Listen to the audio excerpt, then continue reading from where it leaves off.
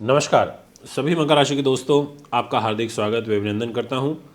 आज आपके लिए कुछ विशेष सावधानियां लेकर के आया हूं जो आपको काफ़ी महत्वपूर्ण रोल आपके जीवन में इस 2024 में प्ले करेंगी। अच्छा तो मैंने सब आपको बताया ही है कि आपको ये ग्रह सपोर्ट कर रहा है, इस ग्रह से हानि हो रही है, ये दुखी कर रहा है, उस सब मैंने आपको बताया। बट थोड़ा सा अगर कुछ आगाह करना चाहूँ तो उसको भी सुनना चाहिए। कुछ ऐसी पर्टिकुलर डेट्स बताना चाहूँ कि इनमें सावधानी बरतनी है तो वो आप ही के लिए है। आप ही के लिए डेट्स तैयार करी गई हैं और पूरे विश्वास के साथ आपको कह सकता हूँ कि इस तरीके की वीडियोस आपको हमारे यूट्यूब फेसबुक पर पहले नहीं मिलेंगी, ना ही किसी और के द्वारा मिलेंगी, क्योंकि ये मैंने अपनी शोध का से निकाला है, पूरा पंचांग को स्टडी करके कि क्या समय अच्छा रहेगा, क्या बुरा रहेगा। इसलिए मैं आपको बोल रहा हूँ कि ये भविष्यवाणियाँ ऐतिहासिक रह सकती हैं, साबित हो सकती हैं। बस आप थोड़ा सा सतर्क रहें, थोड़ा सावधानी बरतें, योजनाबद्ध तरीके से कार्य करें, ये मैं आपसे कहूँगा। दोस्तों, मकर राशि जिसके स्वामी ग्रह शनि होते हैं। अब शनि के मित्र भी हैं, शनि के शत्रु भी हैं। मित्र आपका अगर आपको धोखा दे दे तो उसको आपके भेद पता होते हैं और ऐसा मित्र आपके लिए बड़ा हानिकारक हो सकता है। जी हाँ, जिस मित्र को भेद पता होंगे ना, वो अगर आपकी लाइफ से चला जाए ना तो वो आपके लिए बड़ा घातक होगा। जिसको आपके भेद नहीं पता तो उसको आपके भेद लेने में समय लगेगा। इसलिए जब मित्र धोखा दे तो ज़्यादा बड़ा कष्ट हो सकता है। ऐसे ही दुश्मन है, क्या वो भी आपको धोखा या परेशानी दे सकते हैं? ये भी पूरा का पूरा जो विषय है चर्चा का आज मैं आपके साथ में करूँगा। तो अगर चैनल पर नए हैं तो सब्सक्राइब भी करें, फॉलो करें, बेल आइकन के बटन को दबाएं ताकि तुरंत सारी इन्फॉर्मेशन आप तक पहुंच सके। ज्योतिष एक प्रॉपर विज्ञान है, ग्रहों पर आधारित है। अब आपके सामने एक डिस्प्ले में कुंडली लगी है जहां 10 नंबर लिखा है। यह है मकर राशि और इसके स्वामी ग्रह हैं शनि। और शनि ग्रह आपको यहाँ 11 नंबर में धन के घर में बैठे हुए दिखाई दे रहे होंगे।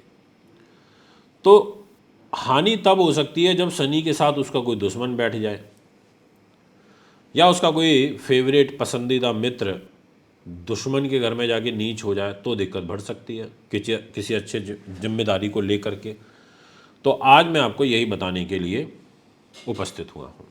तो सबसे पहले आपके पास एक पेपर पेन होना बहुत ज़रूरी है, क्योंकि मैं जो भी आपको बताऊँगा उसमें पेपर पेन होगा तो आप अच्छे से उसको नोट कर पाएंगे।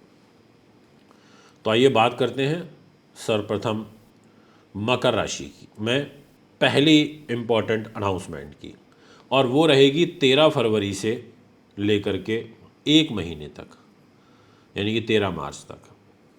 आपके सूर्य और शनि इकट्ठे हो जाएंगे इधर। यहाँ शनि तो बैठे हैं, यहाँ सूर्य भी बैठे हैं, और सूर्य यहाँ पर रोगेश अष्टम के मालिक होकर के इधर बैठेंगे। ये योग अच्छा नहीं होता। सूर्य शनि एक साथ बैठना, वो भी परिवार के घर में बैठना, पैसे के घर में बैठना, ये पैसे से ज़्यादा परिवार के साथ के लिए घातक हो जाएंगे। यानी कि परिवार के साथ आपके रिलेशन काफ़ी डिस्टर्ब हो सकते हैं, तनाव में जा सकते हैं। ऐसा आपकी कुंडली की ग्रह स्थिति यहाँ पर मुझे नज़र आ रही है। तो पहली इंपॉर्टेंट डेट आपने नोट कर ली, इसलिए ध्यान रखिएगा। अब मैं आपसे बात करूँगा दूसरी इंपॉर्टेंट डेट की, और वो रहेगी मंगल शनि की युति। वो भी यहाँ परिवार के घर में बनेगी। यानी कि परिवार के घर में पहले तो सूर्य शनि ने गड़बड़ किया, फिर मंगल शनि गड़बड़ करेंगे। और मंगल और शनि, यानी कि मंगल जब इधर आएगा शनि के घर में, तो वो कब से गड़बड़ करेगा वो भी आप ध्यान से सुन लीजिए। दिनांक 15 मार्च से और 23 अप्रैल तक। जी हाँ, मंगल आगे आने वाले दिनों में लगभग 3 महीने तक मंगल अच्छा नहीं रहने वाला, मैं आपको पहले ही बता देता हूँ। क्योंकि मंगल जब आएगा यहाँ पर इस राशि में कुंभ में, और दिनांक 23 अप्रैल को आएगा, ये 15 अप्रैल से लेकर के 23 अप्रैल तक इधर रहेगा, तो शनि के साथ में इन दोनों की युति तो बहुत प्रचलित है कि ये जिस घर में बैठते हैं उससे संबंधित चीज़ों की हानि कर देते हैं। तो मंगल यहाँ पर लाभ का स्वामी होकर के पैसे पर आ रहा है, पर शत्रु के घर में आ रहा है, तो धन का भी लॉस करेगा। यानी कि पैसा आएगा पर अत्यधिक दौड़ भाग के बाद आपको धन प्राप्ति के योग बनेंगे, ऐसा आपकी कुंडली कहती है। और पारिवारिक जो मतभेद हैं वो आपके कंटिन्यू बने रहेंगे, मतलब परिवार के लोगों के साथ में आपकी ठीक नहीं बन पाएगी। मकर राशि वालों, ये मैं आपको पूर्ण रूप से कह देना चाहता हूँ, इस बात का आपको ध्यान रखना चाहिए। इसके बाद जो तीसरी और बड़ी महत्वपूर्ण भविष्यवाणी आपके लिए आगाह करने के दृष्टिकोण से रह सकती है, वो है यहाँ पर मीन राशि में मंगल का रहना। मंगल राहु का अंगारक दोष बनेगा और ये 23 अप्रैल को सुबह 8:30 बजे से शुरू होगा और 1 जून तक रहेगा। अब ये धोखे का घर है, आप ओवर कॉन्फिडेंस के शिकार हो सकते हैं, इसलिए उससे आपको बचना होगा।